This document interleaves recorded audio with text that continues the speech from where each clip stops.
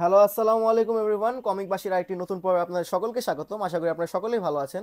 আজকে আমি আপনাদের সামনে রিভিউ করতে যাচ্ছি ঢাকা কমিক্স থেকে প্রকাশিত ছোটদের জন্য একটি করা কমিক, নীল কমল আর লাল কমল।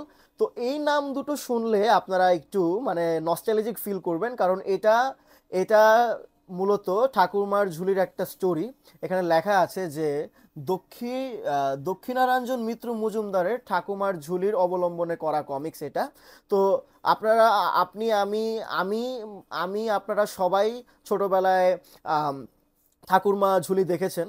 আপনারা সবাই ঠাকুমার ঝুলির ব্যাপারে জানেন। এটা একটা খুব নস্টালজিক একটা ফিল আসে ঠাকুমার ঝুলির কথা শুনলে। শাকচুন্নি, এরপর আরো অনেক গল্প আছে, আমি ছোটবেলায় এগুলো দেখতাম। নন্টে ফন্টে, ঠাকুমার ঝুলি, হাদা ভোদা, ঠিক আছে, এগুলো দেখে আমি আসলে বড় হয়েছি। তো সেটারই একটা কমিক অ্যাডাপ্টেশন নীলকমল আর লাল কমল। তো এই স্টোরিটা শুরু হয়, এটা এঁকেছেন হলো আসিফুর রহমান, র্যাটস আসিফ, যিনি জিতু সিরিজের। এখানে নীলকমল আর লাল কমল দুই ভাইকে দেখায়, তারা মূলত রাক্ষস শিকার করে। তো এখানে আমরা দেখি নীলকমল আর লাল কমল দুই ভাই। তো এর মধ্যে আমরা জানতে পারি যে নীলকমল আর লাল কমলের মধ্যে এক ভাই যে নীল, সে হলো একজন রাক্ষস। কারণ এই যে এখানে সে রাক্ষস, কারণ এই যে তার রক্ত এখানে রাক্ষসের রক্তের কারণে আহ, আপনার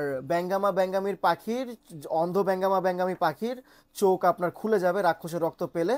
তো নীল নীল রাক্ষস আর লাল হলো মানুষ। তো এটা কিভাবে হয় এটা আমরা এখানে পাস্টে দেখতে পারি, অরিজিন স্টোরিতে, যে নীলকমল আর লাল কমলের বাবা হলেন রাজা, রাজা হলেন মানুষ, এবং তাকে আহ, এক ডাইনি, রাক্ষসী ডাইনি, তাকে মানুষের রূপ ধরে বিয়ে বিয়ে করে এবং দুইটা বাচ্চা জন্ম নেয়। তাদের নাম হলো নীল এবং নীলকমল আর লাল কমল। তো জন্মের পরেই আহ, সেই রাক্ষসী বাচ্চা দুটাকে পানিতে ভাসিয়ে দেয়। যার পরে এখানে আমরা শুরুতে দেখি যে নীলকমল লাল কমলের যে অ্যাডাপটিভ প্যারেন্টস, মানে যারা তাদেরকে অ্যাডপ্ট করে, তাদেরকে আমরা দেখায়, দত্তক নেয়, তাদেরকে আমরা দেখতে পারি এখানে। তো জন্মের পরেই তাদের দুজনকে ভাসিয়ে দেয়। তো তাদের মধ্যে একজন হলো মানুষ, একজন হলো রাক্ষস। তো এই যে এখানে আমরা দেখতে পারি যে তার বাবা, নীলকমল লাল কমলের বাবা এখনো রাক্ষসের ইতে বন্দি, রাক্ষসের রাজ্যে বন্দি, কারণ তাদেরকে ভাসিয়ে দেওয়ার পরেই রাক্ষসী ডাইনি, যে রাক্ষসের রানী আছে, সে রাজ্যটাকে দখল করে, রাক্ষসে পরিণত করে, সব মানুষ খেয়ে ফেলে এবং তাদের বাবাকে, রাজাকে বন্দি করে। তো এখানে আমরা দেখতে পারি যে সে তার মার কাছে যায়, এই যে নীল নীল যায়। তো সে নীল রাক্ষস দেখে যেতে পারে, আর লাল তো মানুষ। তো এখানে আমরা জানতে পারি যে আর আর দেখাচ্ছি না। এখানে আমরা জানতে পারি যে রাক্ষসদের প্রাণ সোনার কাঠি রূপার কাঠিতে বন্দি আছে। তো আমি এর আগেও একটা কমিক রিভিউ করেছি, সোনার কাঠি ও রূপার কাঠি, ওইটাতেও রাক্ষসদের মানে রাক্ষস রিলেটেড যা আছে তাদের প্রাণ সোনার কাঠি রূপার কাঠিতেই আটকা থাকে।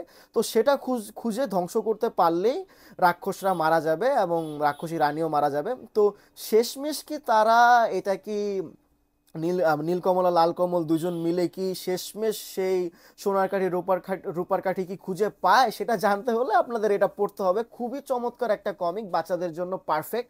অনেক বাচ্চা আছেন এই জেনারেশনে যারা ঠাকুমার ঝুলির সাথে পরিচিত না, নন্টে ফন্টের সাথে পরিচিত না। তাদেরকে ঠাকুমার ঝুলি, নন্টে ফন্টের সাথে পরিচিত করার জন্য আপনারা তাদেরকে নীলকমল লাল কমল এই কমিকটা দিতে পারেন। তারা ঠাকুমার ঝুলির সাথে পরিচিত হবে। নন্টে ফন্টের গ্রাফিক নভেল দিতে পারেন কিংবা শর্ট কমিক্স গুলো দিতে পারেন।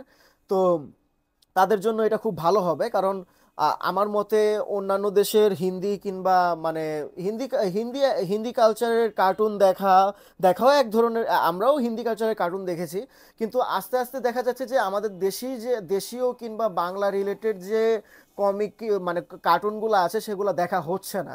তো এগুলা এগুলা দিয়ে আপনারা চেষ্টা করবেন যেন বাচ্চাদের একটু হলো আগ্রহ হয়, তার জন্য এটা বেস্ট।